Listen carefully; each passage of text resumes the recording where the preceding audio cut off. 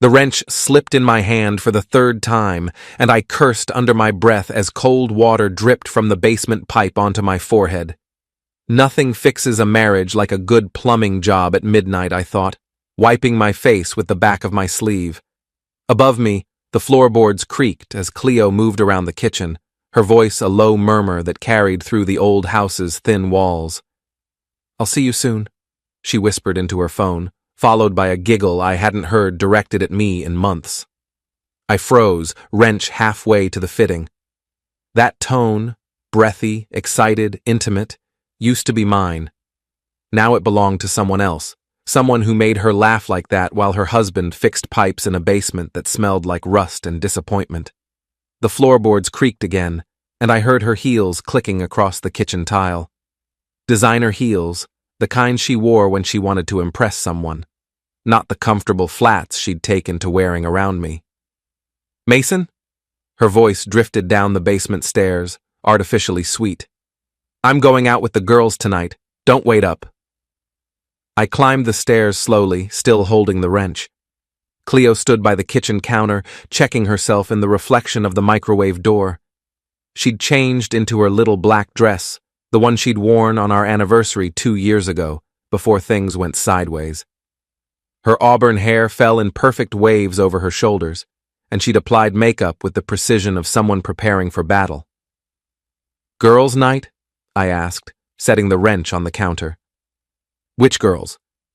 She didn't look at me, just grabbed her purse and checked her phone again. "Rena and some of the yoga instructors. We're going to that new wine bar downtown. The one that closes at 10? They have late hours on weekends." Still not looking at me, still lying. I leaned against the counter, studying her face. Cleo Redden had always been beautiful, the kind of woman who turned heads at the grocery store and made other wives feel inadequate at PTA meetings. But beauty without honesty is just decoration, and I was getting tired of living in a museum. "If you don't like it," she said, finally meeting my eyes with a coldness that could freeze July, "you know where the door is." She pointed toward the front entrance like she was dismissing a servant, then swept past me toward the hallway. Her perfume, something new and expensive, lingered in the air like evidence. The front door slammed behind her, and I heard her car start in the driveway. Through the kitchen window, I watched her taillights disappear down Elm Street, heading not toward downtown, but toward the newer part of town where the fancy condos were. I stood there for exactly 10 minutes, counting each second on the kitchen clock. Then I walked to the bedroom and opened the safe behind our wedding photo.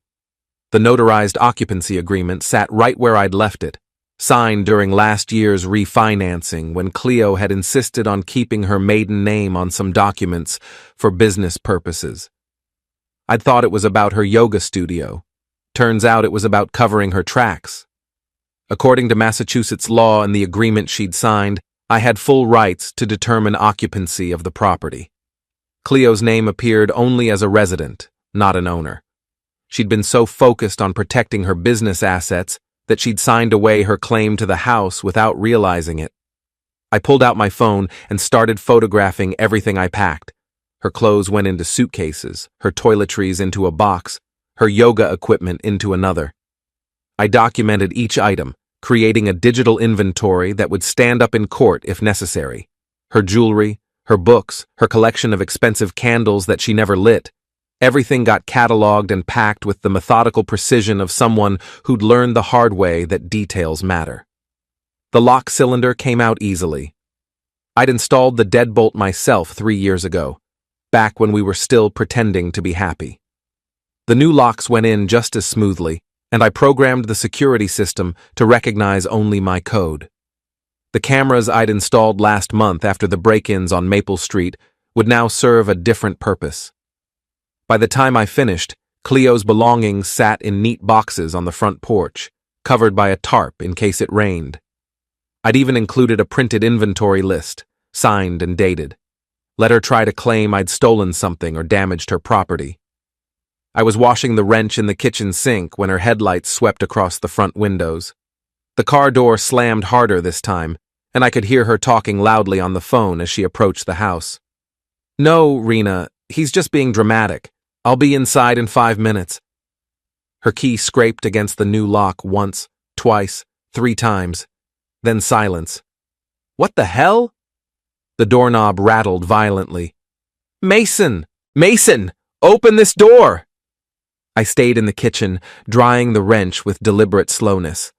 Outside, Cleo's voice rose to a pitch that probably woke the neighbors. This is my house, too! You can't just lock me out! She kicked the door hard enough to rattle the frame. Then I heard her phone camera clicking, taking photos of the boxes, of the door, probably of herself looking victimized and homeless. I'm calling the police, she shouted. This is illegal.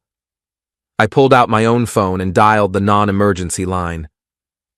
Amherst Police, this is Dispatcher Collins. This is Mason Redden at 47 Elm Street. I need to report an attempted forced entry.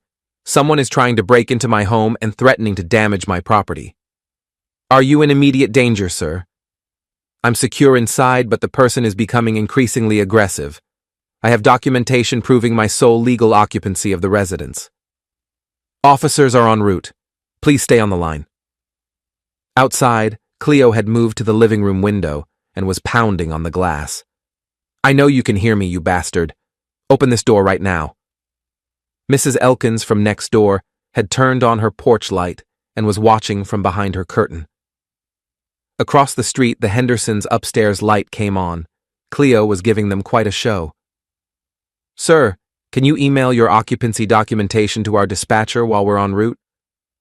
Already sent, I said, having forwarded the agreement and photos to the email address they'd given me months ago when I'd reported the neighborhood break-ins. The police cruiser's headlights appeared at the end of Elm Street exactly 12 minutes later. Officer Brenda Walsh stepped out, a no-nonsense woman in her 40s who'd grown up 3 streets over and had probably seen every variety of domestic drama this town could produce. Through the window, I watched her approach Cleo, who immediately launched into what I assumed was a carefully rehearsed victim speech. Cleo pointed at the boxes, at the door, at the house in general, her gestures becoming more animated as she spoke. Officer Walsh listened patiently, then walked to the front door and knocked. Mr. Redden, this is Officer Walsh. Can you come to the door, please? I opened the door but left the chain engaged. Good evening, officer. Is there a problem?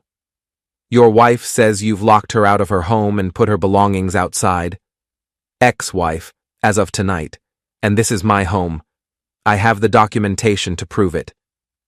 Can you show me that documentation?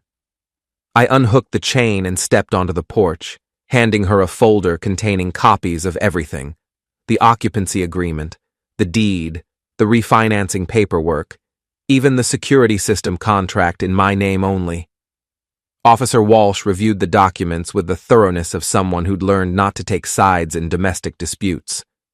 Behind her, Cleo stood by her car, arms crossed, shooting me looks that could melt steel.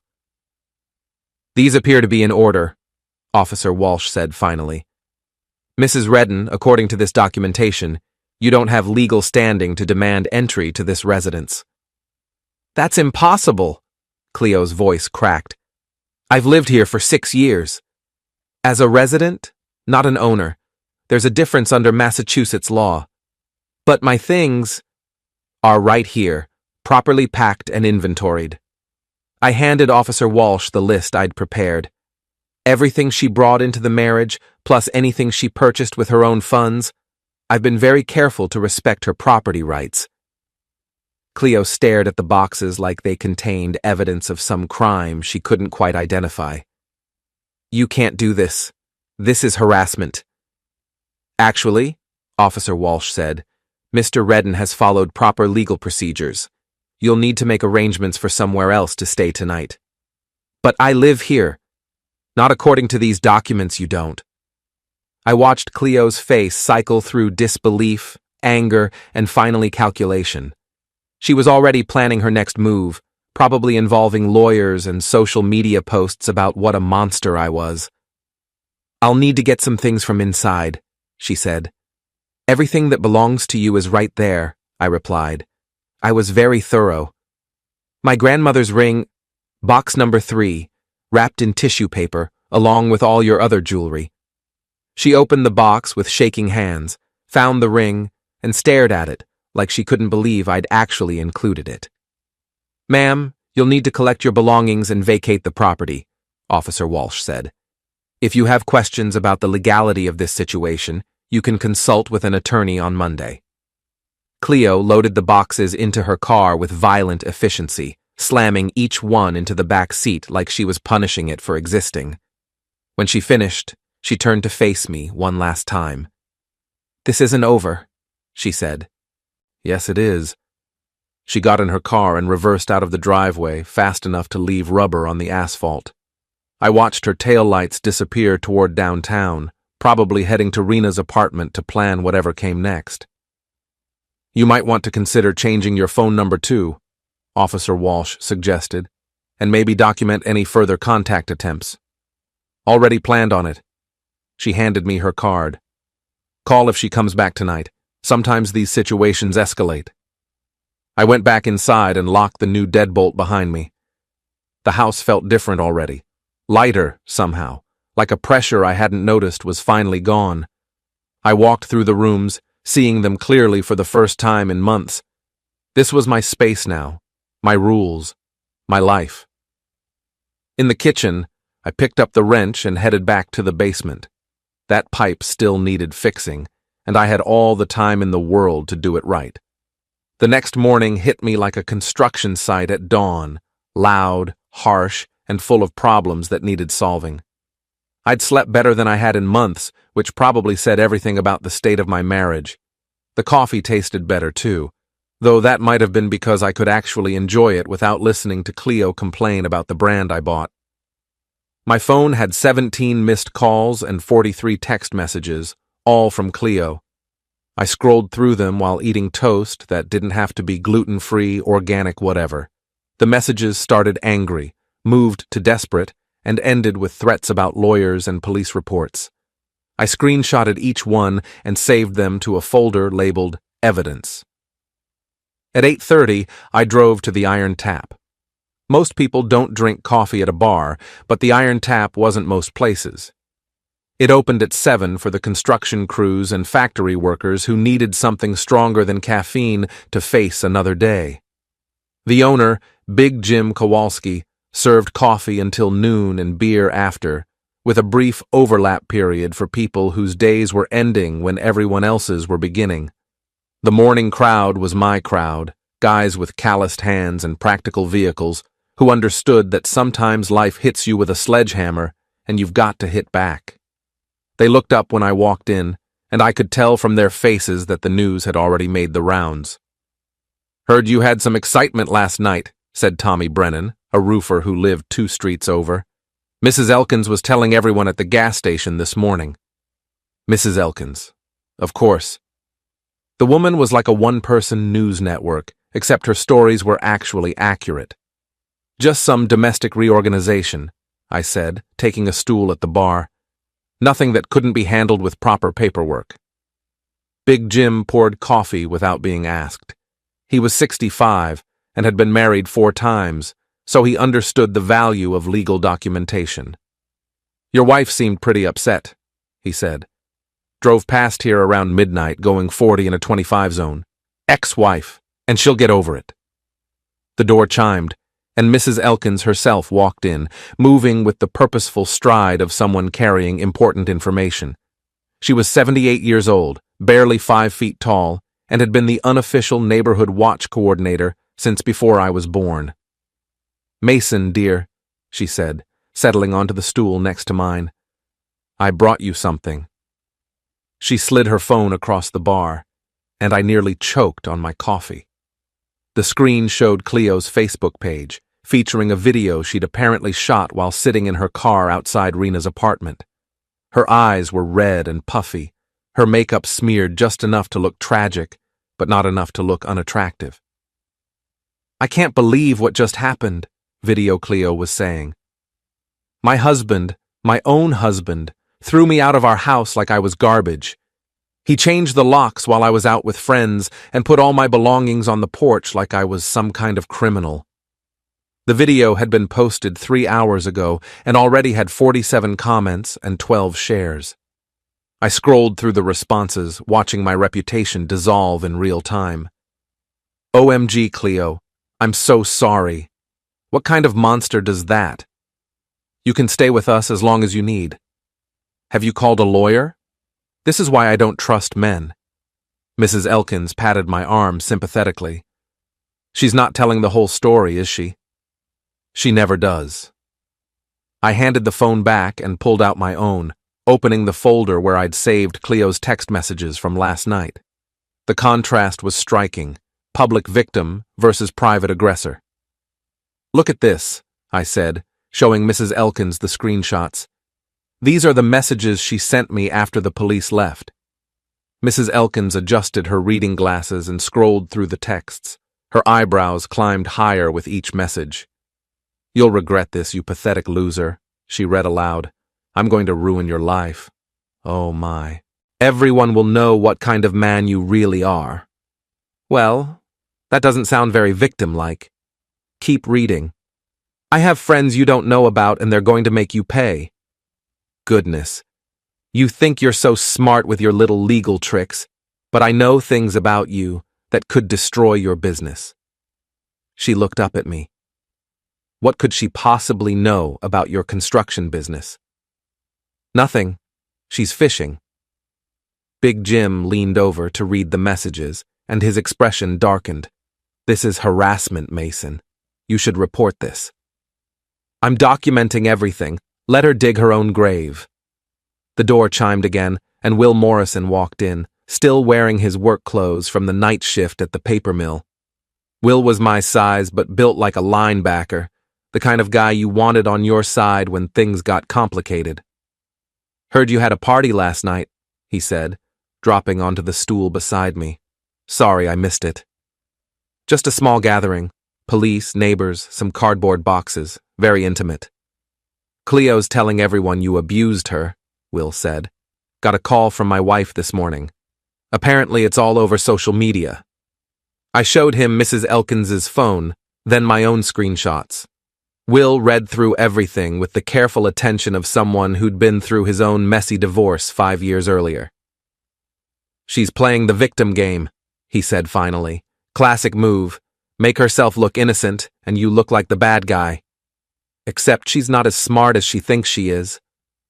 Mrs. Elkins was still scrolling through the Facebook comments, making little disapproving noises. Oh, this is interesting. Look at this comment from someone named Chad. She held up the phone, and I read the comment that had appeared 20 minutes ago. Cleo, you know you can stay with me anytime. You deserve so much better than this. Call me. The name meant nothing to me, but something about the tone made my teeth clench. Too familiar, too intimate, too much like someone who'd been waiting for exactly this opportunity. Who's Chad? I asked. Mrs. Elkins was already typing on her phone with surprising speed for someone her age. Let me check.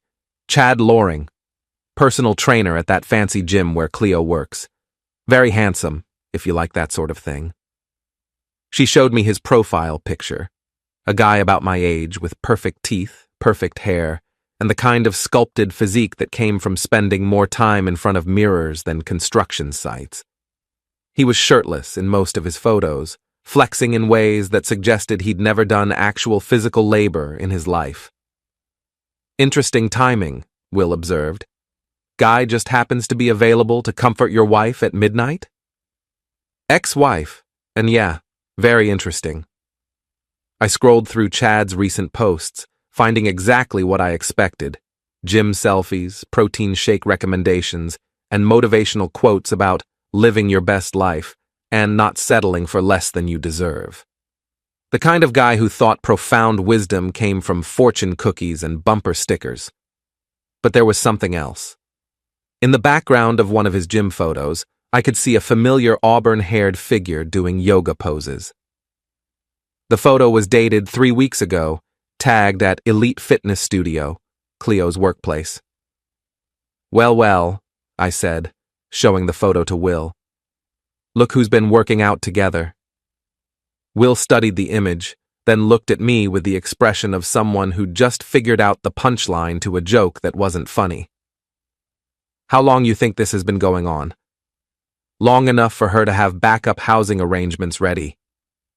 Mrs. Elkins was still investigating, her fingers flying over her phone screen. According to his check-ins, Mr. Loring has been at Elite Fitness Studio quite frequently over the past 2 months. Almost every day Cleo was scheduled to work. You're like a private investigator, I told her. I prefer concerned neighbor. But I do have excellent Wi-Fi and plenty of time. My phone buzzed with a new text from Cleo. I know you're reading about me online. This is just the beginning. You have no idea what you've started. I showed the message to Will, who shook his head. She's really not helping herself, is she? Narcissists never do. They can't help themselves. Big Jim refilled my coffee and leaned against the bar. So what's your next move? Nothing dramatic. Just going to let her keep talking while I keep documenting. She'll hang herself with her own rope. And what about Chad? I looked at the personal trainer's profile photo again. That smug smile, those perfect abs, that complete lack of awareness that he'd just inserted himself into a situation he didn't understand. Chad's about to learn that some workouts are harder than others. Monday morning brought rain and revelation. I was replacing rotted deck boards at the Morrison job site when Will pulled up in his truck, grinning like he'd won the lottery. You're going to love this, he said, climbing out with his phone already in hand. My wife's been doing some social media detective work. I set down my circular saw and wiped sawdust off my hands. Will's wife, Jennifer, worked as a dental hygienist and had the kind of methodical mind that made her excellent at both root canals and internet research. What did she find? Chad Loring isn't just Cleo's trainer. According to his Venmo history, which the genius left public, she's been paying him for private sessions 3 times a week for the past 2 months. He showed me the screenshots Jennifer had taken. Payment after payment, always the same amount, always with comments like, "Thanks for the workout," and "Best trainer ever." The payments were scheduled for times when I was typically at work. Tuesday mornings, Thursday afternoons, Saturday evenings when I was usually doing estimates for weekend jobs. Private sessions? I repeated. How much? $150 each time. That's $450 a week, $1,800 a month. I felt something cold settle in my stomach. That's coming out of our joint account. Gets better. Jennifer found his Instagram stories from last week. Look at this. The Instagram story showed Chad at an expensive steakhouse downtown, toasting someone off camera with champagne that probably cost more than I made in a day. The caption read, "Celebrating with my favorite client. Some workouts deserve rewards." The timestamp showed Saturday night, the same night Cleo had supposedly been at a girls' night that ended at 10. He's not very bright, is he? I said. Gym muscles, gym brain. But here's the really good part. Will scrolled to another screenshot, this one showing Chad's location check-ins over the past month. Elite Fitness Studio, various restaurants, a hotel in Springfield, and, most interesting, my street address on 3 different occasions when I'd been working late. He's been to your house? According to this, yeah, always on nights when you were doing the overnight security installations. I thought back to those nights, the bank jobs that required working after hours, when I'd gotten home at dawn to find Cleo already awake and dressed for her morning yoga class. She'd claimed she was excited about some new routines she wanted to practice. I'm an idiot, I said. No, you're a guy who trusted his wife. There's a difference. My phone buzzed with a text from an unknown number. This is Chad. We need to talk. I showed it to Will, who laughed out loud. Oh, this is going to be fun. I typed back, about what? The response came immediately. About Cleo, and about you backing off. Backing off from what? She's with me now. Accept it and move on. I stared at the message, feeling something shift inside my chest. Not anger exactly, something colder and more focused. Will, I said, how do you feel about doing a little surveillance work? I feel like it's about time. We spent the next hour planning. Will would handle the daytime reconnaissance while I was working, and I'd take the evening shifts. We'd document everything, where they went, how long they stayed, who else was involved. If Cleo wanted to play games, we'd make sure we understood all the rules. Tuesday afternoon, Will called with the first report. "They're at the Riverside Cafe," he said. "Been there for 2 hours. Very cozy table by the window, lots of hand-holding and intense conversation." "What kind of conversation?" "Can't hear from outside, but she's showing him something on her phone. He keeps nodding and looking serious." "Screenshots?" "Already sent them. Jennifer's going to love these." The photos showed Cleo and Chad leaning across a small table, their heads close together like conspirators planning a heist. Cleo had her phone out, apparently showing Chad something that required careful explanation. His face was serious, concerned, like someone receiving important instructions. Wednesday evening, I took over surveillance duty. Chad drove a red Camaro with custom rims and a sound system loud enough to announce his presence 3 blocks away. He picked Cleo up at Rena's apartment at 7:30, and they headed to the Elite Fitness studio. I parked across the street and watched them through the large windows. The gym was officially closed, but they had keys.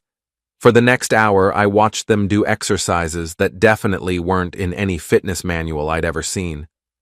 Thursday morning brought another text from Chad. "Cleo told me what you did to her. Real men don't throw women out on the street." I replied, "Real men don't sleep with other men's wives. Ex-wives. She left you because you're a loser. She left me because I caught her cheating." There was a long pause before his next message. "You can't prove anything." I sent him one of Will's photos from the cafe, followed by a screenshot of the Venmo payments. Another pause. Then, "Stay away from us or you'll regret it." "Is that a threat?" "It's a promise." I forwarded the entire conversation to my lawyer, then called Will. "Chad's getting nervous," I told him. "He's making threats." "Good. Nervous people make mistakes." "What kind of mistakes are you thinking?" "The kind that involve keyed paint and sugar in gas tanks." I considered this. Property damage was illegal, but it was also the kind of thing that happened to jerks who parked expensive cars in bad neighborhoods. And Chad, based on his social media posts, definitely parked his car in some questionable places. "Hypothetically," I said, "if someone's car got vandalized while they were trespassing in a closed gym after hours, that would be unfortunate. Very unfortunate, especially if the security cameras happened to be malfunctioning that night. Hypothetically, of course." Friday night, Chad and Cleo returned to the gym for another private session. I waited until they were fully occupied, then walked around the building checking for security cameras. There were 3, but they were the cheap kind that recorded to a local DVR rather than uploading to the cloud. The kind that stopped working if someone accidentally cut the cable that connected them to the recording device. Chad's Camaro sat in the parking lot like a red invitation to mischief. The custom paint job probably cost more than most people's cars, and the rims were the kind that required special tools to remove. Tools that a construction worker might happen to have in his truck. I didn't damage anything. I just made some adjustments. The key made a satisfying scraping sound as it traveled along the driver's side door. Not deep enough to require a full repaint, but deep enough to be expensive and annoying to fix. The rumor about sugar ruining an engine wasn't true. It wouldn't cause real harm, but the hidden source I discreetly attached beneath the car would produce an unpleasant odor that would linger for weeks before it was discovered and dealt with. I was back in my truck and gone before they finished their workout. Saturday morning, my phone rang at 6:30. Unknown number. "You son of a—" Chad's voice was so loud I had to hold the phone away from my ear. "Good morning, Chad. How's your car running?" "You know exactly how it's running, you psycho. I'm sorry to hear you're having car trouble. Maybe you should park in better neighborhoods." "I know it was you." "Can you prove it?" Silence. "Chad, Are you still there? This isn't over. You keep saying that, but it sounds like your car troubles are just beginning. I hung up and immediately called my lawyer to report the harassing phone call. Then I called Will. Operation Fish Tank was a success, I told him. How do you know? Chad called to thank me for my automotive advice. I bet he did. What's next? Now we wait and see how smart they really are. The answer came Sunday afternoon, when Mrs. Elkins knocked on my door with her phone in hand and the expression of barely contained excitement. You need to see this, she said, showing me Chad's latest Facebook post. It was a photo of his damaged car with a long caption about cowards who can't handle real competition and pathetic losers who resort to vandalism. He'd tagged Cleo in the post and included several hashtags about toxic masculinity and moving forward. The comments were already pouring in, but they weren't all supportive. Someone had posted a link to one of Will's cafe photos, and people were starting to ask questions about the timeline of Chad and Cleo's relationship. He's not very good at this, Mrs. Elkins observed. No, I agreed. He's really not. The confrontation came Tuesday morning at Elite Fitness Studio, though I hadn't planned it that way. I was driving past on my way to a job site when I saw Chad's freshly repaired Camaro in the parking lot. The red paint gleamed like new money, which it probably was. I pulled into the lot and sat for a moment, considering my options. The smart play was to drive away and continue with the long-term strategy. But sometimes the smart play isn't the satisfying play, and I was tired of being smart. The gym's front door was unlocked, which violated about 6 different fire codes but made my life easier. I walked in like I belonged there, past the empty reception desk and into the main workout area. Chad was at the squat rack, adding weight plates with the focused intensity of someone trying to bench press his problems away. He wore wireless earbuds and a tank top that showed off his carefully cultivated physique. His back was to me, which gave me time to appreciate the irony of the situation. Nice car, I said loudly enough to be heard over whatever music was pumping through his earbuds. He spun around, nearly dropping the weight plate he was holding. When he saw me, his face went through several expressions before settling on aggressive confusion. What are you doing here?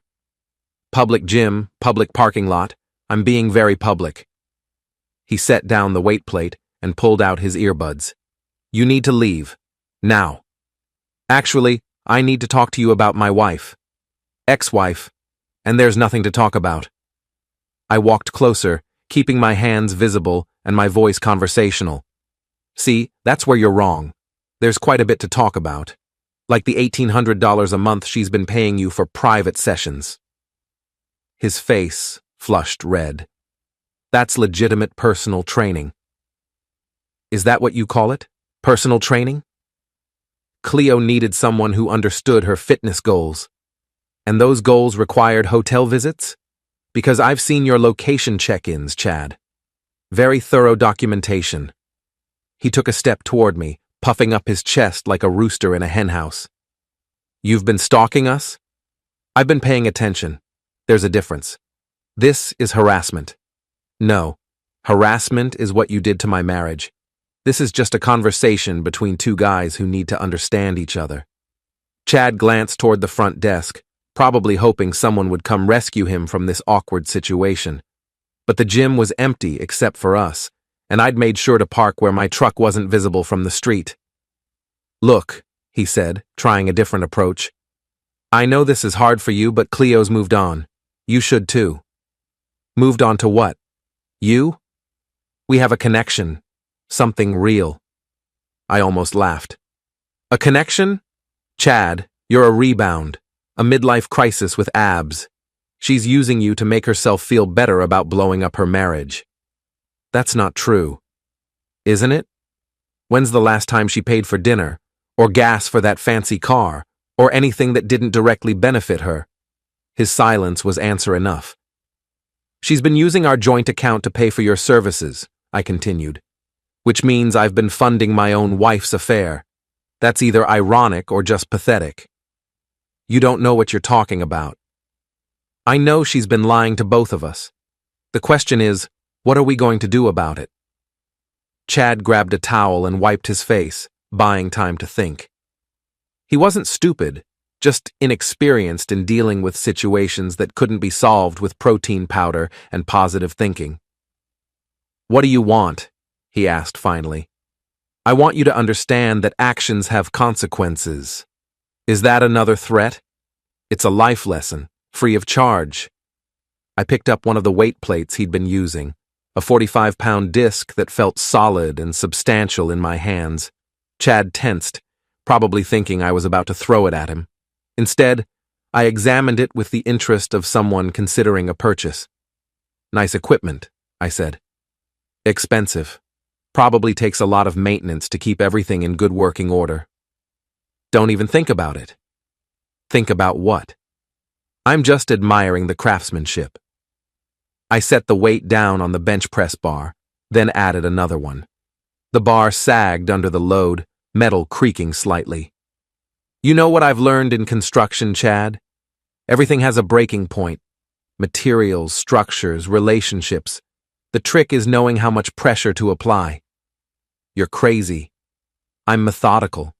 There's a difference. I walked over to the water fountain and filled a paper cup, taking my time.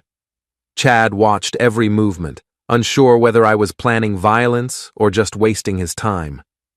Here's what's going to happen, I said, crushing the paper cup in my hand. You're going to stay away from my ex-wife. I can't do that. Sure you can. You'll find it's easier than you think. She needs me. She needs therapy. You're just enabling her worst impulses. I walked toward the exit, then stopped and turned back. Oh, and Chad, you might want to check your car insurance policy. Make sure you're covered for comprehensive damage. You never know what might happen in a parking lot. Are you threatening my car again? I'm suggesting you read the fine print. Parking lots can be dangerous places. I left him standing there, probably trying to figure out whether I'd actually threatened him or just given him some friendly advice. The ambiguity was intentional. Let him wonder what I might do next. Outside, I walked past his Camaro without touching it. Sometimes the threat of action is more effective than action itself. Chad would spend the next few days checking his car obsessively, jumping at every sound, wondering when the other shoe would drop. My phone rang as I was driving away. Cleo, stay away from Chad, she said, without preamble. Good morning to you too. I'm serious, Mason. He called me upset. What did you say to him? We had a conversation about mutual interests. He's not part of our divorce. He became part of it when you started paying him with our money. That's over. I closed the joint account. Smart move. About 6 months too late, but smart. I want you to leave us alone. I want a lot of things, Cleo. Doesn't mean I'm going to get them. This harassment has to stop. What harassment? I had a conversation in a public place with someone who's been involved in my personal life. That's called communication. You threatened him. I educated him. Again, there's a difference. She was quiet for a moment, probably trying to figure out her next move. Cleo had always been tactical, but she'd never dealt with an opponent who refused to play by her rules. If you don't stop this, I'll get a restraining order, she said finally. Based on what? Having a conversation? Good luck with that. Based on the pattern of harassment and intimidation. What pattern? I changed my locks, which was legal. I documented your threatening messages, which was smart. I had one conversation with your boyfriend, which was civil. Where's the harassment? You vandalized his car. Can you prove that? Another pause. I know it was you. Knowing and proving are two different things. You should understand that by now. I hung up and immediately called my lawyer to document the conversation. If Cleo wanted to escalate this to legal warfare, I'd make sure I had all the ammunition I needed. But first, I had a job site to visit and some thinking to do.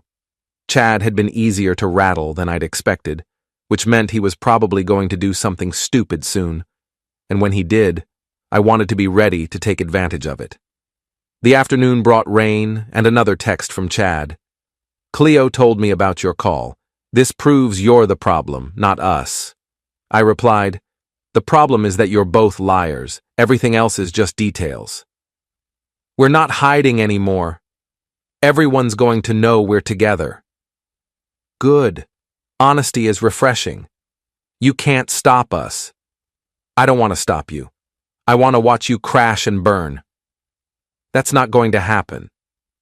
Chad, you're dating a woman who cheated on her husband of 6 years. What makes you think she won't cheat on you? No response to that one. An hour later, Cleo posted a new Facebook update. Sometimes you have to be brave enough to choose happiness over security. Excited to start this new chapter with someone who truly appreciates me.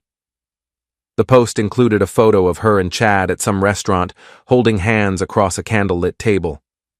She looked radiant. He looked like he'd won the lottery.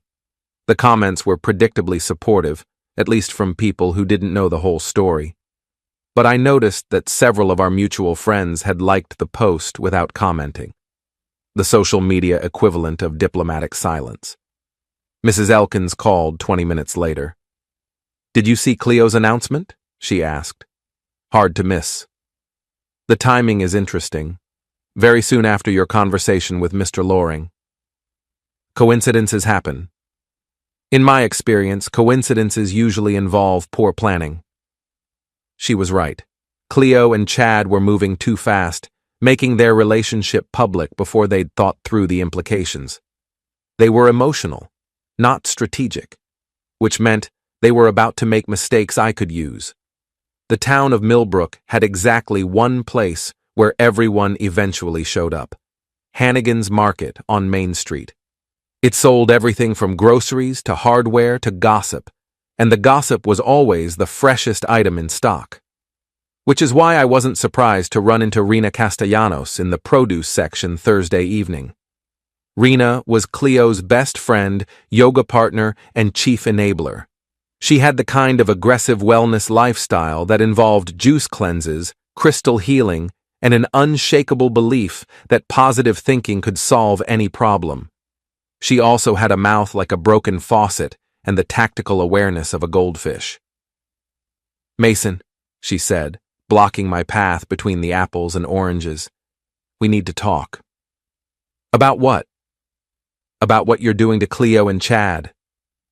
I picked up a bag of apples, examining them with the care of someone who had all the time in the world. I'm not doing anything to them. They seem to be handling that themselves. The harassment has to stop. What harassment? You know what harassment. Actually, I don't. Could you be more specific? Rena shifted her weight from one foot to the other, her yoga pants making that swishing sound that announced her presence wherever she went. The stalking, the threats, the vandalism. Those are serious accusations. Do you have any evidence? Chad's car was vandalized in a public parking lot. Could have been anyone. It was you. Can you prove that? She couldn't, and we both knew it, but Rena had never been deterred by little things like facts or evidence. Cleo is happy for the first time in years, she said. You should respect that. Cleo was happy when she was spending my money on her boyfriend. I can understand why she'd miss that. Chad makes her feel appreciated. Chad makes her feel like she's 25 again. There's a difference. You're just bitter because she found someone better. I put the apples in my cart and moved toward the checkout line. Rena followed, her voice rising enough to attract attention from other shoppers. You had your chance, she continued. 6 years to make her happy, and you failed. I failed to read her mind and anticipate her affair. Guilty as charged. She tried to talk to you about your problems. When? Between her yoga classes and her private training sessions? She felt neglected. She felt entitled. Different problem. The checkout line was moving slowly, which gave Rena plenty of time to continue her amateur therapy session. Behind us, I could hear other customers whispering, probably enjoying the free entertainment. Chad understands her in ways you never did, Rena said. Chad understands her credit card number. Everything else is just conversation. That's not fair. Fair would have been Cleo asking for a divorce before she started her extracurricular activities. This is just cleanup. I paid for my groceries and headed toward the exit. Rena followed me into the parking lot, apparently not done with her lecture. You need to move on, she said. Find someone else. Let Cleo be happy. I am moving on, and Cleo can be as happy as she wants, as long as she does it somewhere else. She's not going anywhere. This is her town, too. Of course it is. But it's a small town, and people talk. What's that supposed to mean? I loaded my groceries into the truck, taking my time. It means that everyone knows what happened now. The affair, the lies, the dramatic midnight lockout. People are going to have opinions. People don't know the whole story. They know enough. Married woman, personal trainer, secret payments, hotel visits. The story tells itself. Rena's face flushed red. You're trying to destroy her reputation. I'm not trying to do anything. I'm just living my life and letting other people draw their own conclusions. That's manipulative. That's honest. You should try it sometime. I drove home thinking about reputation and consequences. In a small town, your reputation was currency, and Cleo had just spent hers very publicly. The Facebook announcement might have looked brave and romantic to her yoga friends, but to everyone else, it looked like exactly what it was, a woman flaunting her affair. Friday morning brought vindication in the form of a phone call from Jennifer Morrison. You need to hear what happened at the school pickup yesterday, she said. Jennifer's daughter was in the same class as the Hendersons' kid, which put her at ground zero for parental gossip. And apparently, the parents had opinions about Cleo's new relationship status. Linda Henderson was telling everyone about the police visit to your house, Jennifer continued. But then someone brought up Cleo's Facebook post, and the mood shifted pretty quickly. Shifted how? Let's just say that flaunting your affair doesn't play well with the PTA crowd, especially when people start doing math and realizing how long it's been going on. People are good at math when they're motivated. Sarah Chen actually said it out loud. So she was cheating on her husband, and then tried to make him look like the bad guy when he found out? It got very quiet after that. Small towns had their own justice system, and it was more effective than any court. Cleo might have won the initial sympathy vote with her victim performance, but the truth had a way of surfacing eventually. Saturday brought the next phase of consequences. I was replacing a kitchen faucet when Will called with news from downtown. You're going to love this, he said. Chad and Cleo just got thrown out of Riverside Cafe. Thrown out? For what? According to my source, they were having a very loud argument about money. Something about Chad expecting Cleo to pay for everything now that she doesn't have access to your joint account. Trouble in paradise? Sounds like it. The server said Chad kept talking about how expensive his car repairs were and how he couldn't afford to keep taking her to nice restaurants. Reality has a way of intruding on romance. Gets better. Cleo apparently told him that if he was a real man, he'd figure out how to support them both. He didn't take that well. I could picture the scene. Chad's carefully constructed alpha male image colliding with the reality of actually having to pay for things. He'd probably never dated a woman who expected him to be anything more than decorative. Where are they now? Drove off in separate cars. Chad went toward his apartment. Cleo went toward Rena's place. Separate cars. That's not a good sign for relationship stability. No, it's not. Sunday morning brought the inevitable social media fallout. Chad had posted a cryptic message about learning who people really are when times get tough and not being taken advantage of anymore. Cleo had responded with her own post about men who make big promises but can't deliver when it matters. They were fighting in public now, using Facebook as their battlefield, which meant their relationship was probably going to implode within the week. I was proven right. Tuesday afternoon, when Mrs. Elkins knocked on my door with breaking news. They broke up, she announced, very publicly in the parking lot of Elite Fitness Studio. Lots of shouting, some name-calling, and Chad driving away while Cleo threw her yoga mat at his car. What was the fight about? According to my source, Chad told Cleo he wasn't going to be her sugar daddy anymore, and she told him he was a pathetic man-child who couldn't handle a real woman. Harsh, but accurate on both sides. She's staying with Rena indefinitely. Chad has apparently blocked her on all social media. I felt something that might have been satisfaction, if satisfaction could be mixed with exhaustion and a lingering sense of disappointment in human nature. So it's over? For now. But Cleo doesn't handle rejection well. I suspect there will be more drama before this is finished. Mrs. Elkins was right, as usual. Cleo didn't handle rejection well, and she especially didn't handle being wrong in public, which meant that while one problem had resolved itself, another was probably just beginning. But for the moment, I was content to enjoy the quiet. Chad was out of the picture, Cleo was someone else's problem, and I could focus on rebuilding my life without worrying about what they were plotting together. Of course, in a small town, quiet never lasted long. The final confrontation came on a Wednesday evening at the Iron Tap, though I should have seen it coming sooner. Cleo had been out of sight for 3 days since the breakup with Chad, which in her case usually meant she was planning something that required preparation.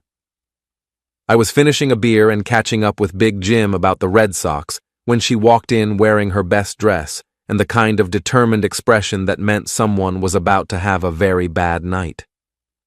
Behind her came Rena and 2 other women I recognized from the yoga studio, her backup singers for whatever performance she had planned.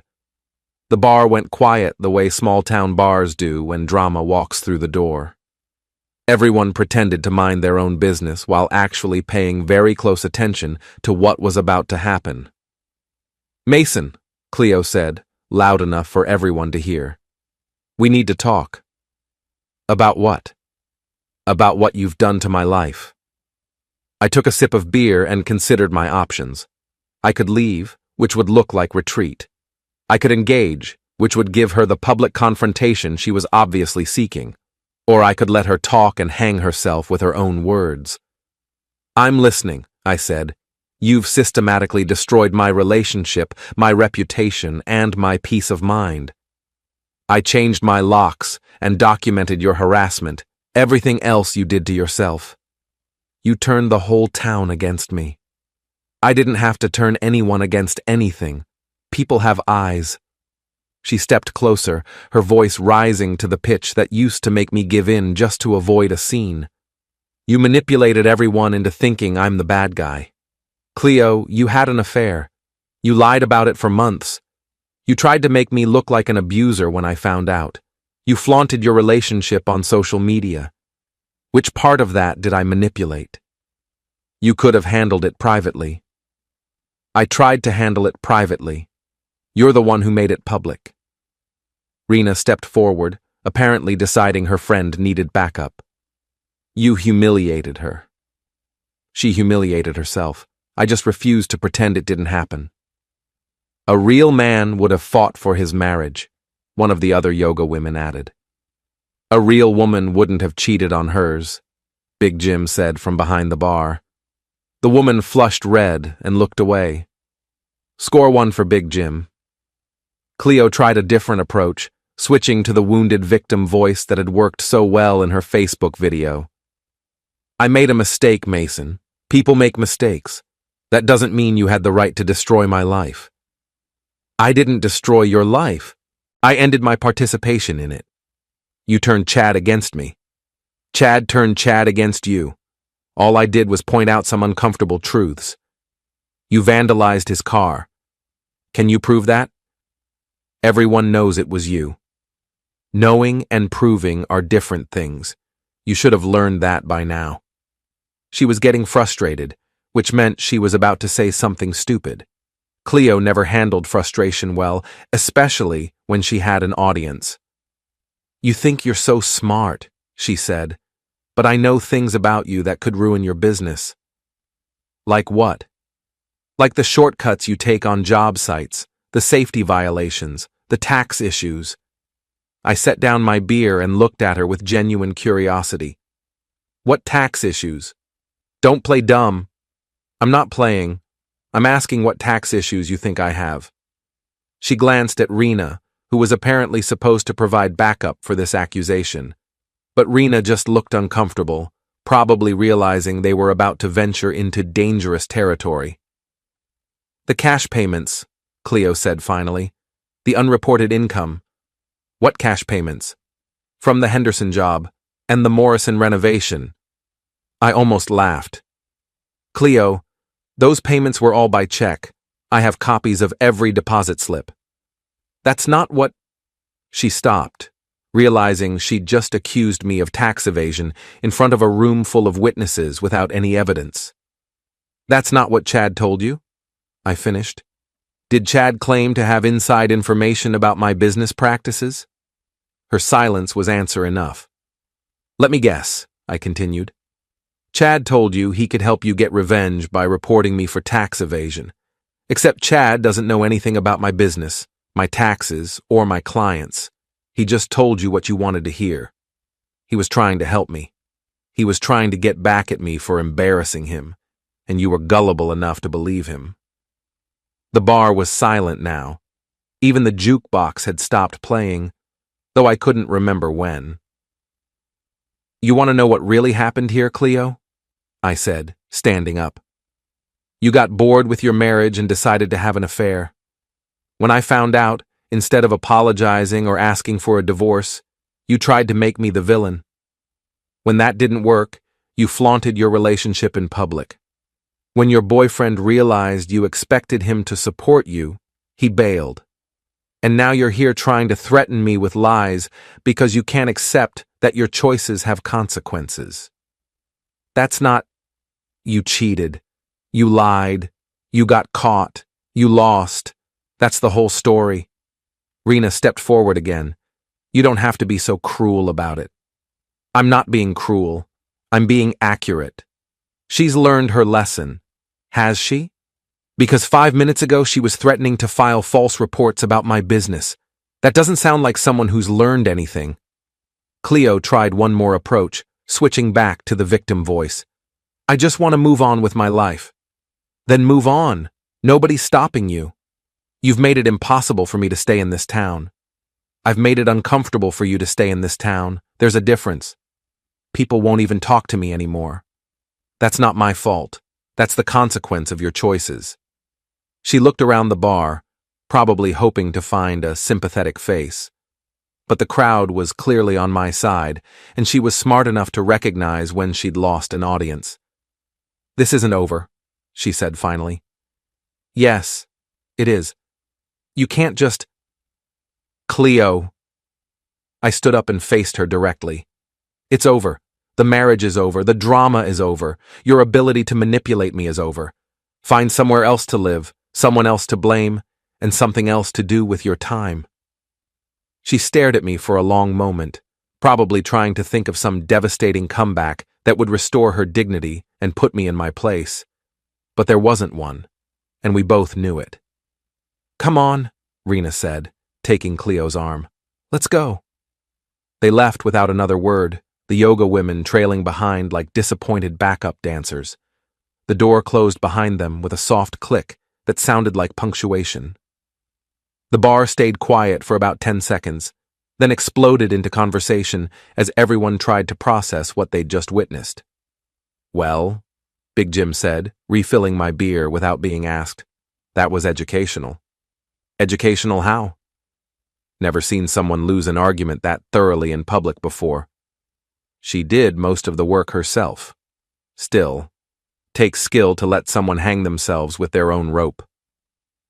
I sat back down and took a long drink of beer. Outside, I could hear car doors slamming and engines starting as Cleo's support group made their retreat. You think she'll leave town? Someone asked from the other end of the bar. Eventually, I said. She can't rebuild her reputation here, and she's too proud to stay somewhere she's not welcome. What about you? What about me? You staying? I looked around the bar, at the familiar faces, the comfortable atmosphere, the sense of community that came from people who knew each other's stories and still chose to coexist. Yeah, I said. I'm staying. Mrs. Elkins appeared at my elbow, apparently having materialized from nowhere. That was very well handled, dear. Thank you. She'll try again, you know. People like Cleo don't give up easily. Let her try. I'm not going anywhere, and I'm not hiding from anything. Good. This town needs more people who stand their ground. I finished my beer and left money on the bar. Outside, the evening air was cool and clean, carrying the scent of rain and possibility. My truck started on the first try, and the drive home took me past all the familiar landmarks that made this place worth fighting for. At home, I checked the locks, set the security system, and settled into my favorite chair with a book I'd been trying to finish for months. The house was quiet in the way that felt peaceful rather than empty. My phone buzzed with a text from an unknown number. You won't get away with this. I deleted it without responding and turned off the phone. Tomorrow would bring whatever it brought, but tonight was mine. For the first time in months, that felt like enough. 3 weeks later, I was installing crown molding in the Patterson kitchen when my phone rang. The caller ID showed my lawyer's office. Mason, it's David. I have news about Cleo. Good news or bad news? Depends on your perspective.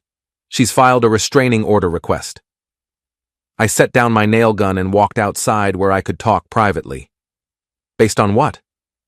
Harassment, intimidation, and something about interfering with her employment opportunities.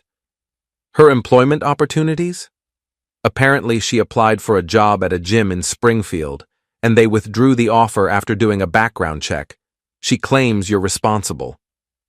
I've never contacted anyone in Springfield about anything. That's what I figured, but she's claiming you've orchestrated a campaign to damage her reputation. David, I haven't contacted her, followed her, or interfered with her life in any way since that night at the bar 3 weeks ago. I know, and her filing is so vague and unsupported that it'll probably get dismissed, but you should be prepared for a hearing. When? Next Friday. Don't worry about it too much. She'd need actual evidence of harassment, and from what you've told me, she doesn't have any. After I hung up, I called Will to give him the update. She's still fighting? He asked. Apparently, though I'm not sure what she thinks she's going to accomplish. Maybe she's just desperate. Heard from Jennifer that she's been staying with different friends, wearing out her welcome everywhere she goes. What about Chad? Chad's been telling everyone who'll listen that he dodged a bullet. Apparently he's dating someone new, a 22-year-old aerobics instructor who thinks he's sophisticated. Good for him. Maybe he's learned something. Doubt it. But at least he's someone else's problem now. The restraining order hearing turned out to be exactly what David had predicted, a waste of everyone's time. Cleo showed up with a folder full of printed social media posts and a timeline of events that proved nothing except that she'd been paying very close attention to my life.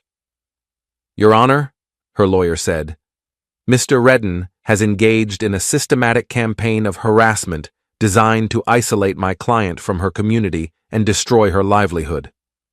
What evidence do you have of this campaign? Judge Morrison asked. He changed the locks on their marital home without notice. Was he legally entitled to do that? Technically, yes, but he documented her threatening messages and shared them with law enforcement. That's harassment. No, that's self-protection. What else? He had a confrontational conversation with her boyfriend at a public gym. Was this conversation threatening or violent? It was intimidating. That's not what I asked. Was it threatening or violent? Not explicitly, but what else? The lawyer shuffled through her papers, clearly running out of ammunition. He's made it impossible for her to find employment in the area. How? Potential employers have withdrawn job offers after conducting background checks. Has Mr. Redden contacted any of these potential employers? Not directly, but his actions have created a situation where that's not evidence of harassment. That's evidence of consequences. Judge Morrison reviewed Cleo's filing for another few minutes, then looked up with the expression of someone who'd seen this movie too many times. Ms. Redden, she said, I understand that your divorce has been difficult, but difficulty is not grounds for a restraining order. You've presented no evidence that Mr. Redden has contacted you, threatened you, or interfered with your life in any illegal way. Your request is denied. Outside the courthouse, Cleo tried one last approach. This isn't justice, she said, following me toward the parking lot. This is exactly justice. You've destroyed my life. I've ended my participation in your drama. There's a difference. I can't get a job anywhere in this area. That's not my problem. People won't even talk to me. People don't like being lied to. You should have considered that before you lied to them. I made one mistake. You made a series of choices. The affair was a choice. The lies were choices. The public drama was a choice. The threats and harassment were choices. Own your choices. She stood there in the courthouse parking lot, probably trying to think of some way to make this my fault instead of hers. But we'd moved past the point where her manipulation could work on me.